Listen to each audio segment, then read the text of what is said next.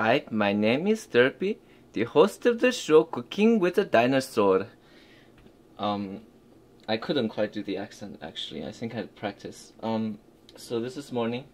I want to get to lab early so that I can play a game of Dota before I start working.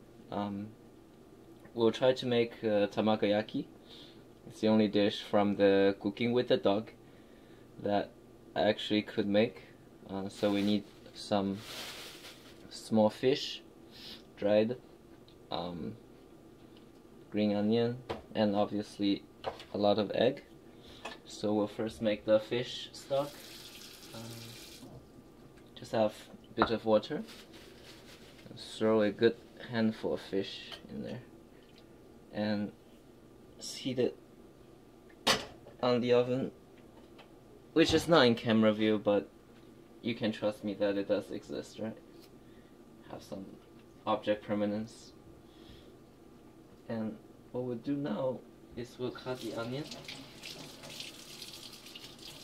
So this is really a simple dish. It's basically like fried egg, scrambled fried egg, except instead of keeping it flat, you actually roll it into a kind of a taco shape, which is really a smart idea because I really like egg in the morning and scrambled egg for that matter, but I always cook too much egg and it doesn't fit in the pan, and rolling it up is actually a very smart way of dealing with it.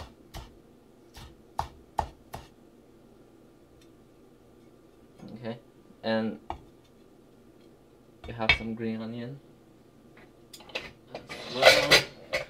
What we'll do now is we'll beat the egg.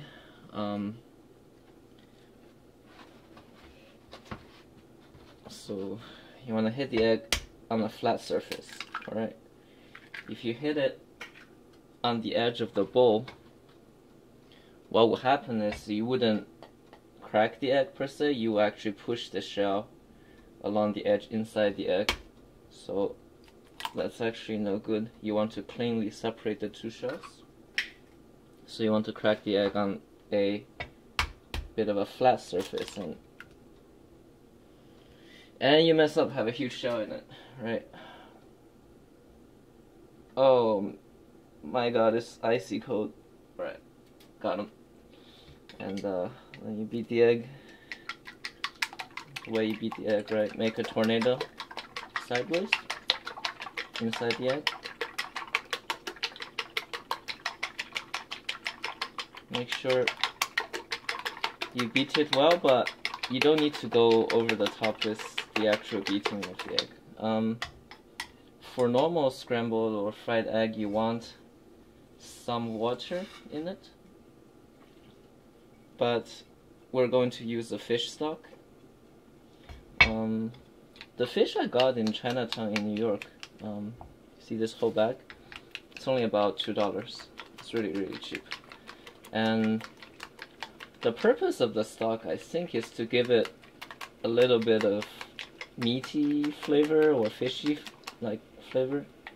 So I imagine you can boil other things. I think normal stock will work just fine, or you have some leftover soup or something. I think it may work. So let's see, we probably want to boil the fish for a bit more. The flavoring of a tamagoyaki is actually entirely consists of soy sauce and sugar. So I wouldn't recommend adding too much soy sauce because you want the color of the egg to be mostly yellowish. If you add too much soy sauce, it makes it too dark and it doesn't look good. So you want to mix, which doesn't quite work, right? So what we'll do is we'll take some of these fish stock, right, and to use some of that to dissolve. I think you want to boil the fish for longer. I don't have much time in the morning, so this will do. Smell quite fishy already. So what you want to do is you want to kind of let this cool off a little bit, because if you pour it in as it is, right, it'll cook the egg, and that's no bueno. So while we do that, we can actually heat the pan. Let me do that fancy maneuver of rotating camera. Okay, here's the pan. I put the heat on high first. We'll reduce that to a medium, even low, probably just a medium. And we want to give it just a little bit of canola oil, or olive oil is probably tastes better actually. So olive oil will actually burn if you heat it in the high heat too much, but it should be okay for now. So what you do is you put the fish stock into the bowl, give it a good mix, right? I didn't add too much soy sauce, so you see it didn't turn very dark. And again, you want to watch the oil in the pan until they become more fluid and begin to glide around easily. That's when you know it's hot. For this dish, and also advised on the Cooking with the Dog, they say you can use a little paper towel to move the oil around, which I find quite a helpful tip. Okay, so once you think the oil is hot, it doesn't need to be too hot. Reduce the heat to medium so it doesn't burn, and just pour a little bit, just enough to cover the bottom. Okay, I want to roll this slightly and just let it sit until it cooks. And what we'll be doing now is we'll attempt to roll this into a burrito. Okay, and you obviously can't do it yet because it's still a little bit raw in the center. You want to start rolling it when there's just a little bit of fluid on top. What you can do is you can kind of rotate the pan a bit to make sure. You can adjust the heat, I mean, if you think it's too slow. Okay, I think that looks pretty good. And to kind of get a feel of the edge to see if they come up easily. I think I didn't put enough grease, it's a little bit sticky. Yeah, it's actually quite sticky. But we'll try to roll it anyway.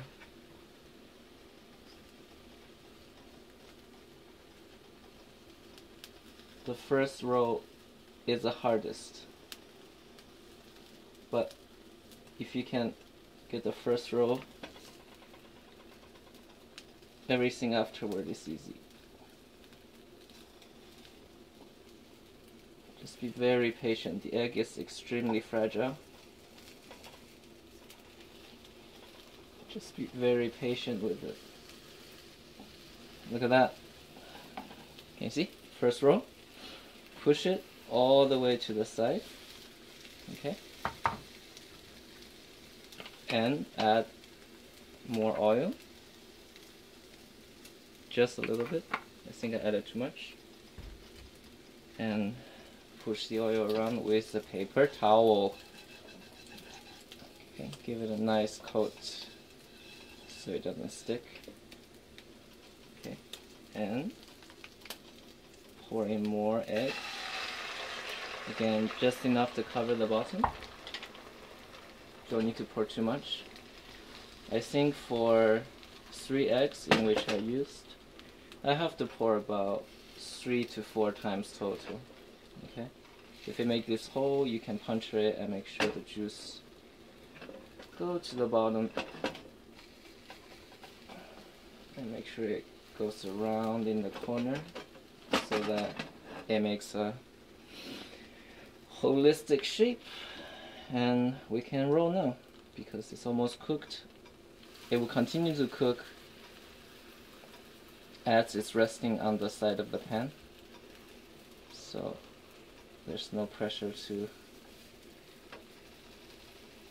wait until all of it has cooked completely.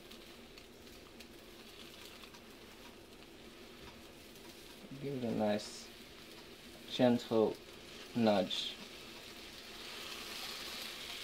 and push it to the side. So don't force the food to do stuff it doesn't want to do, okay? You want to guide the food. I think that's probably enough oil. Why don't we try it? I think it's enough. This pan is fairly non-stick. I think we'll probably have 2 more after this. Just be very patient. Don't pour too much egg in it. Otherwise, it actually takes longer because the egg wouldn't cook if you put too much in it.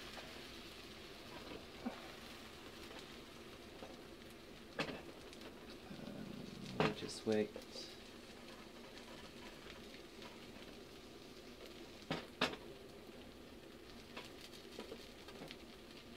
I think it's good.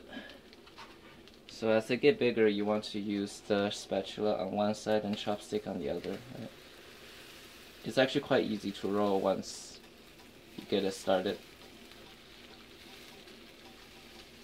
It's like rolling a snowball. It only ever gets hard once you get a really huge snowball.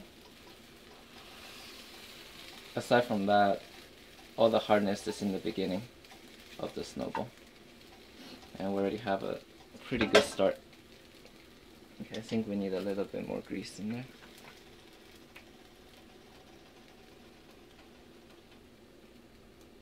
Just a drop. Okay, now we're done with that.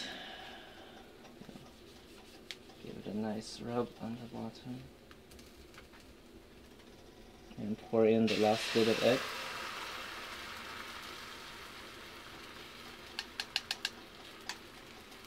Make sure they connect with the rest of the egg.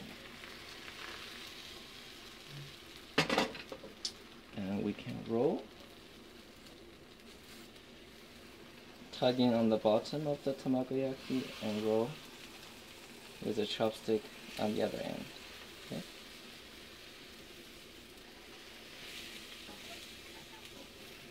Okay. Turn off the heat. Rest it.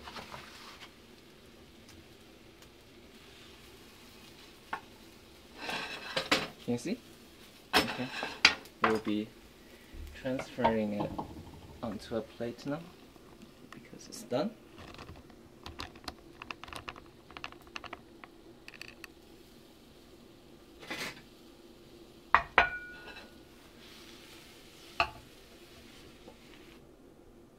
Okay. And I think you cut them. I'm not too sure. I'm not Japanese. So you want to make sure you cut all the way to the bottom.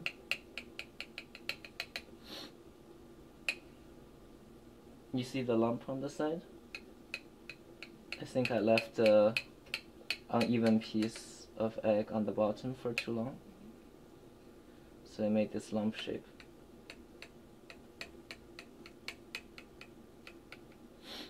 In the Cooking with the Dog video, they made it with a special tamagoyaki pan, so to keep an evenness on all sides of it.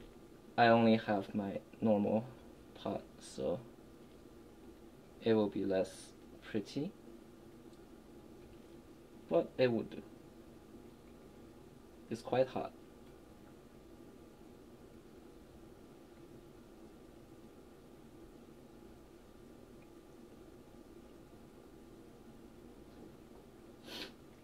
here you go.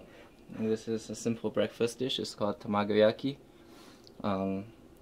It's very tasty, really. I don't know how to describe it in the video. Okay, that's it. Bye.